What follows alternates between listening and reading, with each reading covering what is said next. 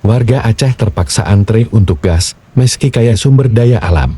Aceh, salah satu daerah di Indonesia yang dikenal kaya akan sumber daya alam, termasuk gas alam, kini menghadapi ironi, masyarakat di berbagai wilayah terpaksa mengantre panjang hanya untuk mendapatkan gas LPG.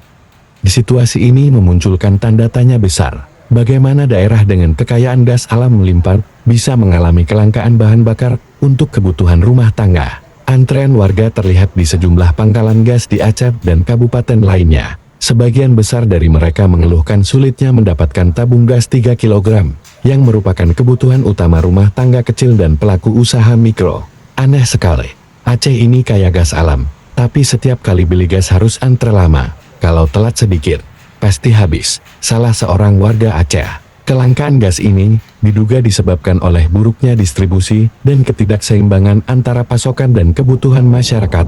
Beberapa pihak juga menyoroti adanya kebocoran distribusi, di mana gas bersubsidi tidak sepenuhnya sampai ke masyarakat yang berhak menerima. Kepala Dinas Energi dan Sumber Daya Mineral Aceh, dalam keterangannya, menyebutkan bahwa kelangkaan ini lebih disebabkan oleh peningkatan konsumsi menjelang akhir tahun. Namun, ia juga mengakui perlunya evaluasi terhadap rantai distribusi gas LPG. Aceh sendiri merupakan salah satu produsen gas alam terbesar di Indonesia, dengan fasilitas seperti kilang gas alam cair di Lok Sumawe, yang pernah menjadi simbol kejayaan ekonomi daerah ini. Namun, kenyataan di lapangan menunjukkan bahwa kekayaan sumber daya alam tersebut belum sepenuhnya dinikmati oleh masyarakat setempat. Kelangkaan gas ini tidak hanya berdampak pada kehidupan sehari-hari, tetapi juga memicu kenaikan harga di tingkat pengecer.